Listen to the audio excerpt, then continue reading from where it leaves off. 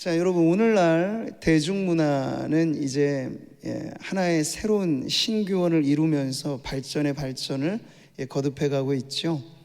세계적인 월드스타가 되어버린 K-팝 아이돌 그룹 누구죠? BTS.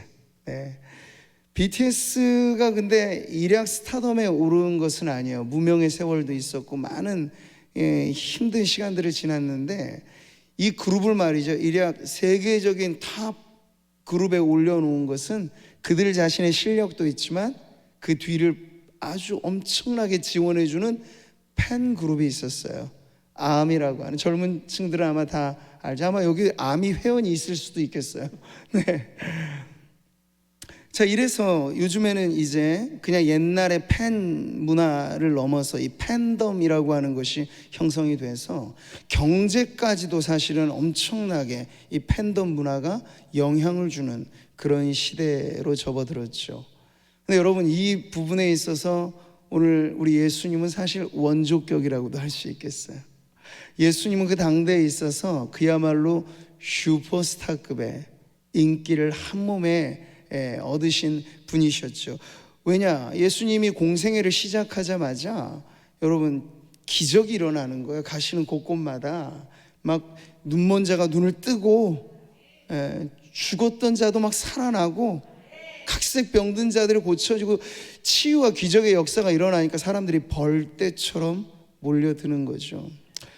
그래서 사실 예수님은 이런 스타의식에 젖어드신 적은 한 번도 없으세요. 그리고 그 자신이 슈퍼스타가 되고 싶은 꿈을 가지신 적도 없으세요. 예수님은 고난받기 위해 오셨고 십자가 지기 위해 오셨는데, 그 화려한 사람들의 환호성과 박수갈채가 예수님에겐 영 부담스럽게만 사실은 느껴지셨죠.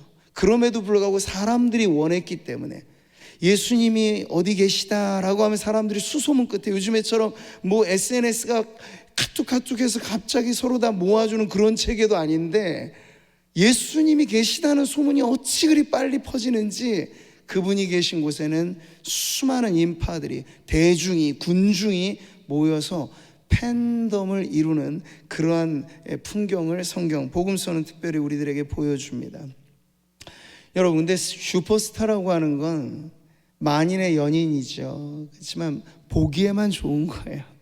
왜 연예인들이 탑스타가 된 이후에 우울증을 호소하고 공황장애를 앓고 그렇게 하겠습니까? 이 스타의 자리, 만인의 연인이 된다는 건 보기에는 그럴싸해 보여도 그 안으로 들어가면 너무 외로운 자리인 거예요. 네. 슈퍼스타를 추앙하는 팬들 역시도 마찬가지죠. 서로 모였을 때 막 으쌰으쌰 하지만 그 사람이 나를 알 길이 없잖아요. 스타와 나 사이에는 엄청난 간격과 괴리가 있기 때문에 먼 발치서만 환호성을 질러주는 것이 또 팬들의 모습입니다. 그러니까 둘 사이에는 인격적인 교류가 없다는 거죠. 친밀감을 얻을 수는 없어요. 근데 예수님은 이런 관계를 원하시지 않으셨죠. 여러분, 예수님이 임마누엘이라 불리셨잖아요. 그 이름을 예수라, 임마누엘이라 하리니 이게 무슨 뜻이에요? 번역한즉 하나님이 우리와 함께 계시다, 바로 이런 뜻이에요. 근데 스타와 팬의 관계로 함께 하신다는 얘기가 아니에요. 1대1이죠. 여기 모여있는 수많은 성도님들이 계시지만 예수님이 우리를 인식하시는 건 그냥 떼지어서 야 많이 모였네 좋다 이게 아니신 거예요. 여기 고유하게 한 분 한 분, 손끝의 지문이 다 다른 것처럼, 목소리의 음성도 다 저마다 다른 것처럼, 생긴 것 하나 똑같은 사람 전혀 없는 이 성도님들의 모습을 주님은 각각 다 아신다고요. 임마누엘의 교제는 바로 그런 것인 줄 믿습니다. 자, 오늘 본문은요, 바로 그러한 배경에서 예수님이 또 한 번의 행적을 나타내실 때 일어난 사건을 보여주고 있습니다. 마가복음 5장은 이미 앞서서 벌써 거라사인의 지방에서, 이게 이제 갈릴리 호수를 기준으로 하면 동쪽 지방이 거라사인의 지방인데, 여기서 군대 귀신 집혔던 정말 처참하기 이를 데 없는 이 인생을 고쳐주셨어요. 그래서 여기서도 와 하는 환호성이 나왔겠죠. 근데 이제 그 사람들에게 실질적인 손해가 끼쳐졌어요. 한 사람 고치기 위해서 수천의 돼지떼가 몰살당해야 됐거든요. 그러니까 어때요? 이 상인들은, 돼지떼 주인들은 자기에게 오는 손실이 두려워서 예수님을 멀리 떠나가시라고 한 거예요. 그래서 예수님이 배 타고 다시 서쪽 지방으로 오셨던 그 장면을 지금 보여주고 있습니다. 그런데 예수님이 배를 타고 건너셨다는 소식이 어찌 그리 빨리 전해졌는지 도착하시자마자 큰 무리가 지금 몰려듭니다. 그리고 그 지역의 유지급이었던, 당시 회당장 하면 그 지역의 유지 정도의 역할을 하는 거예요. 야이로가 예수님 오셨다는 소문을 빨리 접수하고 와서 그의 죽을 병 걸린 딸아이 고쳐달라고 이렇게 애걸복걸 애원하는 모습이 나오죠. 같이 보실까요? 예수를 보고 발 아래 엎드려 간곡히 구하여 이르되 내 어린 딸이 죽게 되었사오니 오셔서 그 위에 손을 얹으사 그로 구원을 받아 살게 하소서 하거늘. 자, 야이로, 그 당시 야이로 예수님 두 인물 다 말하자면 유명 인사죠. 그러니까 유명 인사와 유명 인사와의 만남입니다.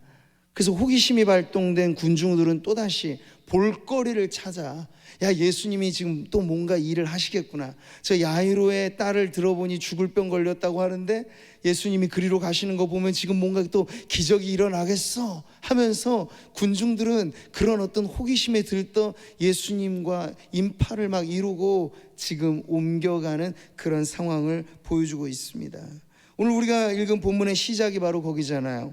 이에 그와 함께 가실새 큰 무리가 따라가며 애워싸 밀더라. 이게 바로 당시의 상황이에요.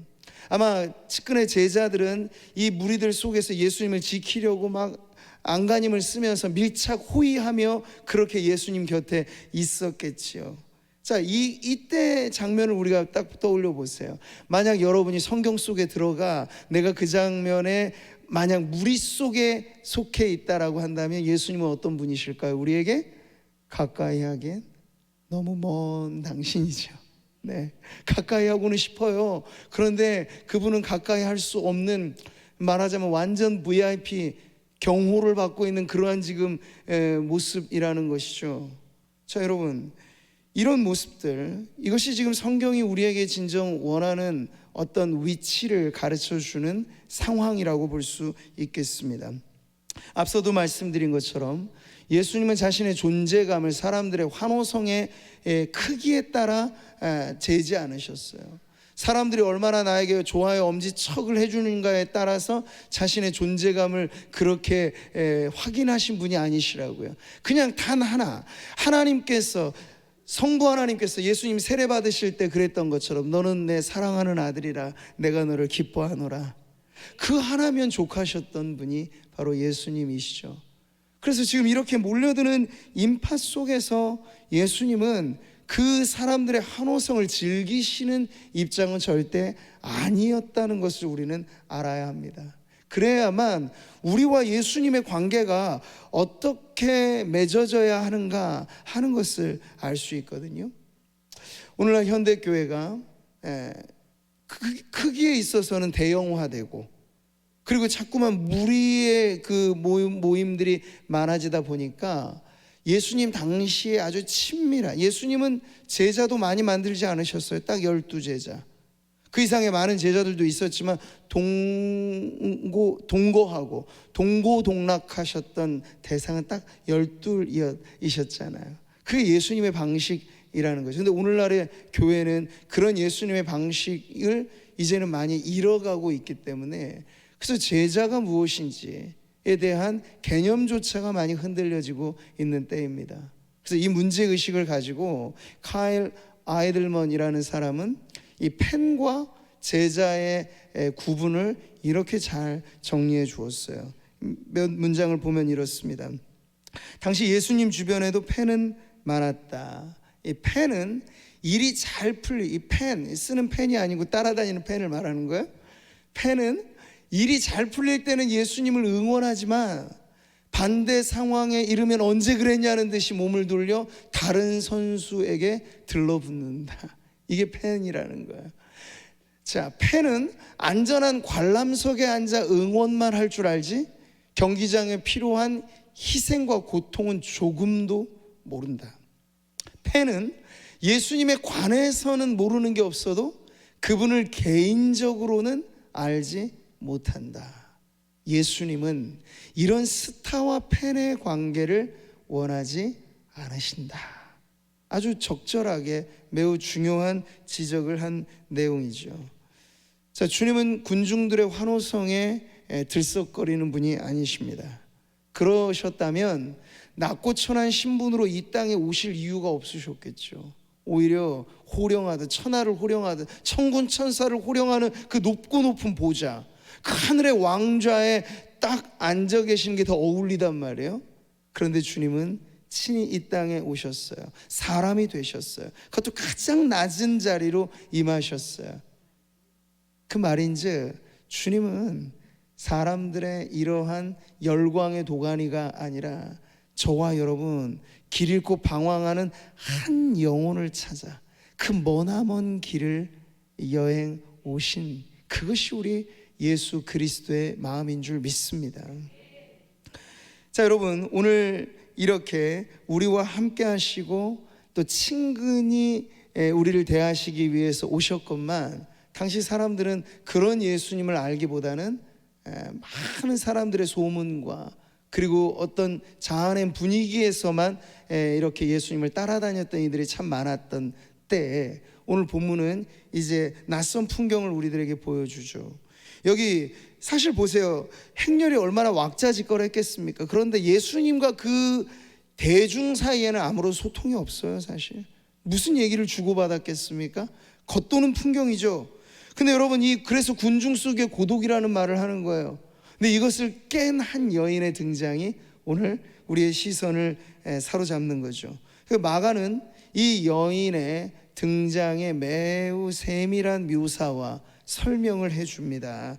12해를 혈루증으로 알아온 한 여자가 있었다라고 그 여인의 삶의 기구한 삶에 대해서 밝혀주죠. 얼마나 오랜 세월 그녀가 아파했는지 힘들어했는지를 여기 보여주고 있어요. 26절 같이 보시죠. 많은 의사에게 많은 괴로움을 받았고 가진 것도 다 허비하였으되 아무 효험이 없고 도리어 더 중하여졌던 차에, 말하자면 삼중고에 시달린 거예요. 질병으로 인한 몸의 괴로움, 또 사람들에게 속아 넘어갔던 그 마음의 괴로움, 그리고 치료받기 위해서 자신의 가진 모든 것을 쏟아부어야 했었기에 물질의 괴로움, 이것이 지금 이 여인의 모습입니다. 자, 그런데 오늘 성경이 우리에게 보여주는 이 여인은 단순히 괴로움을 많이 갖고 있던 여인이라는 점에서만 특이하지는 않아요. 왜냐하면 그렇게 따지자면 이 여인보다 더 많은 괴로움을 갖고 있는 사람 있겠고, 그런 사람 앞에서 명함을 내밀 수도 없겠죠. 그러니까 괴로움의 종류, 괴로움의 정도가 지금 중요한 문제는 아닌 거예요. 이 세상에 괴로움 없는 인생이 어디 있습니까? 종류만 다를 뿐, 무게만 다를 뿐, 시기만 다를 뿐, 괴로움은 늘 우리에게 왔다 가는 문제이고 머무는 문제이고, 우리는 괴로움을 짐에 하나가득 짊어지고 살아갈 때가 있죠. 그런데 여러분, 많은 사람들은 그 괴로움을 어떻게 다룹니까?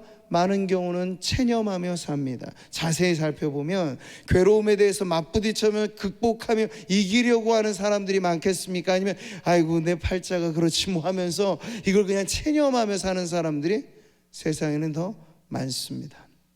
근데 이 여인에겐 12해라고 하는 이 오래된 질병과 여기에 더 중하여지던 차라고 하는 가망 없는 이 여인의 형편은 이 모든 것을 단념해도 좋으련만 이 여인은 체념하지 않고 단념하지 않는 모습을 보여줘요. 죽음이 자신에게 가까이 다가오는 것 같은 위기가 느껴지더라도 그녀는 선택하자면 죽음을 선택하지 않고 살 길을 선택하는 그러한 모습을 지금 하고 있는, 그래서 아주 특별한 여인인 거죠.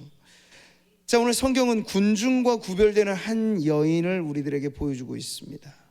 그 군중 속에도 기구한 사연은 많았겠죠.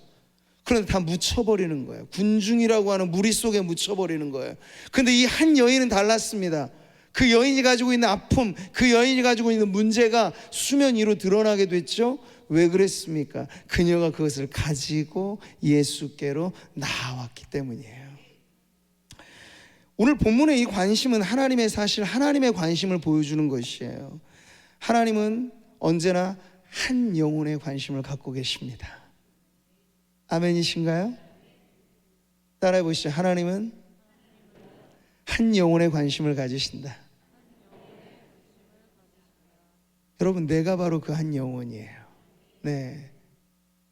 친구 따라 강남은 갈 수 있어도 친구 따라 천국 가는 건 아니에요. 다 하나님과 1대1의 관계가 맺어지고 하나님이 나를 이토록 사랑하시는구나, 예수님을 보내주시기까지 사랑하시는구나 라는 게 절절하게 우리에게 와닿는, 그게 믿음인데요, 그 믿음으로 우리는 천국 가는 것입니다.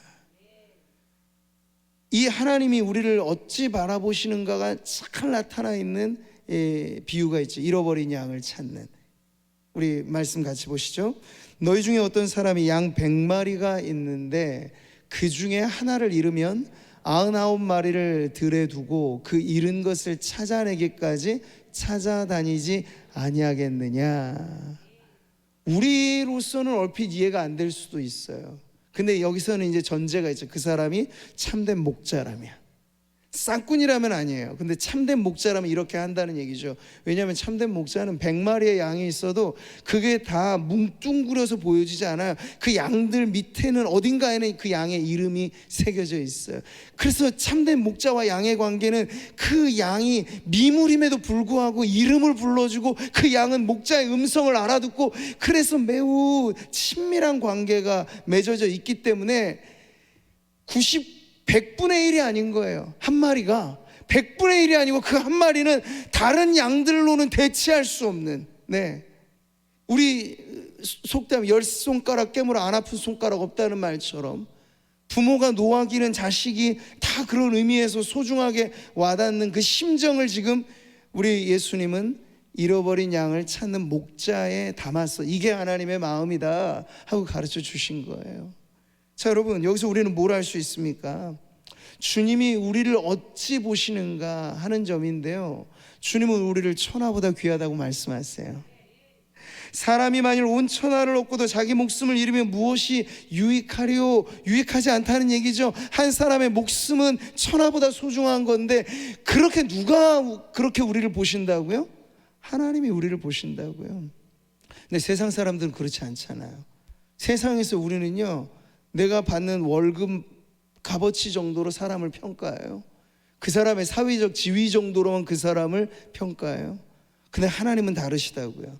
여기 계신 성도님들이 삶에 어떠한 다름이 차이가 있을지 모르나 그게 중요한 게 아니고 여기 계신 한 분 한 분의 성도님들의 영혼을 천하와도 바꿀 수 없다고 그렇게 소중하게 보시는 게 하나님의 마음입니다.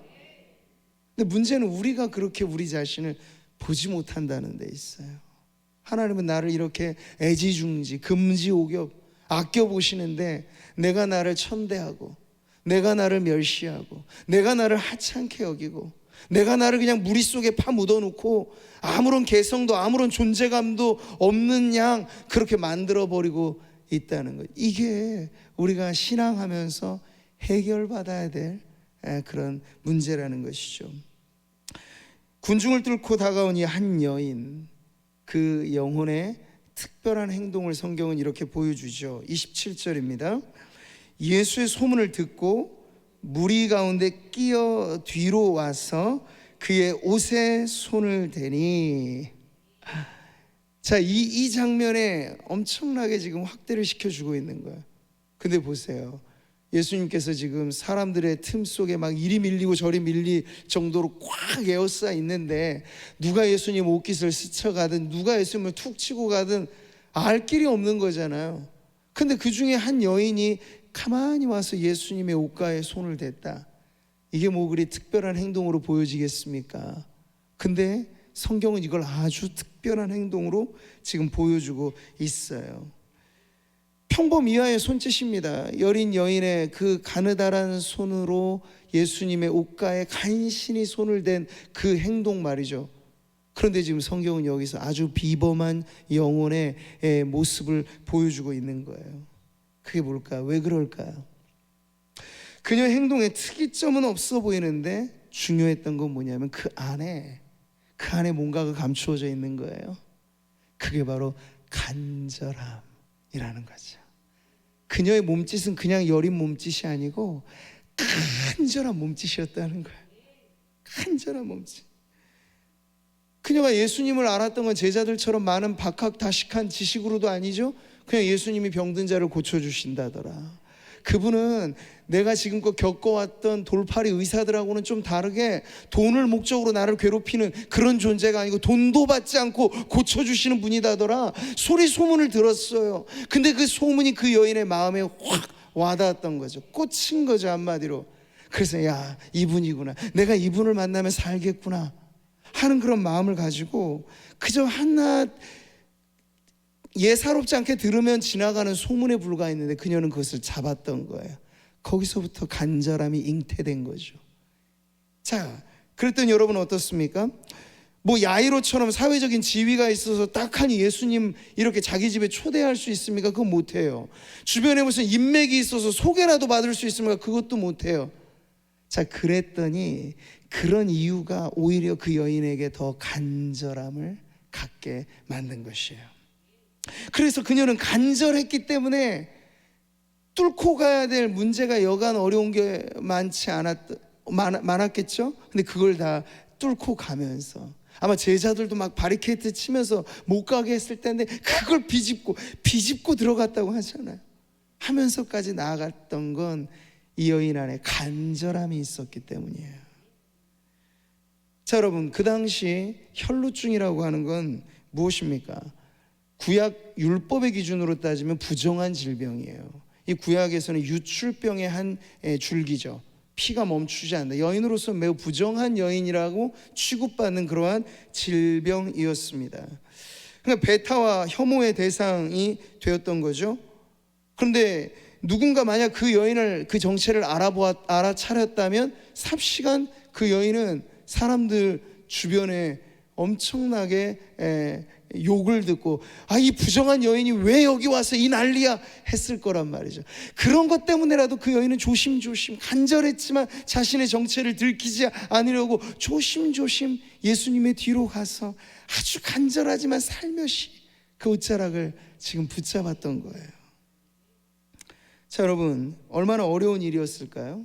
그런데 그 난관을 다 극복할 만큼 무엇이 이 여인으로 하여금 자기가 부정한 여인이라 이미 낙인이 찍혀져 있었고 그것이 발각된다면 문매를 맞아 분명했을 그 자신의 연약함을 극복하고 예수께로 나아오게 했던 것, 이게 바로 이 여인 안에 있는 간절한 믿음인데 이렇게 생각했다고 말하잖아요. 같이 읽어보시죠. 이는 내가 그의 옷에만 손을 대어도 구원을 받으리라 생각함일러라. 막연한 생각과 다른 거죠. 구원을 받으리라, 그걸 마음속으로 생각했던 거예요. 이게 그 여인으로 하여금 간절하게 만든 거죠.